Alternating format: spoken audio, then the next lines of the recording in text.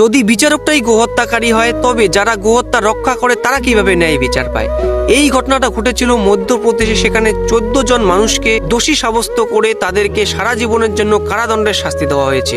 আর তাদের দোষ ছিল কি? তারা গোহত্যা রক্ষা করেছে, গো পাচার রক্ষা করেছে, দিন রাত পরিশ্রম করে তারা গোহত্যা রক্ষা করেছে। এটাই তাদের ভুল ছিল। তো তোমাদের মতে তারা কতটা দোষী এবং কতটা তারা নির্দোষ তোমরাই বলে যাও। আর এই ভিডিওটি একটু শেয়ার করে দাও যেন তাদের ঘটনাটা পুরো ভারতবর্ষের মধ্যে ছড়িয়ে পড়ে। রাষ্ট্রপতিকে ট্যাগ করো, প্রধানমন্ত্রীকে ট্যাগ করো, যেন পুরো ভারতবর্ষের মধ্যে কোনায় কোনায় তাদের ঘটনাটা পৌঁছে যায়। তোমরাও ভিডিও বানিয়ে পোস্ট করো যেন তারা ন্যায় বিচার পায়। এটা কিন্তু আমার কাছে এটা অন্যায় হয়েছে, এটা অপরাধ হয়েছে সেই বিচারকের বিরুদ্ধে যেন স্টেপ নেওয়া হয়, সেই বিচারকের বিরুদ্ধে যেন কঠোরতর স্টেপ নেওয়া হয়। তোমরা ভিডিওটা একটু শেয়ার করো, তোমরাও এইভাবে ভিডিও বানিয়ে পোস্ট করো যেন পুরো ভারতবর্ষের মধ্যে ছড়িয়ে পড়ে।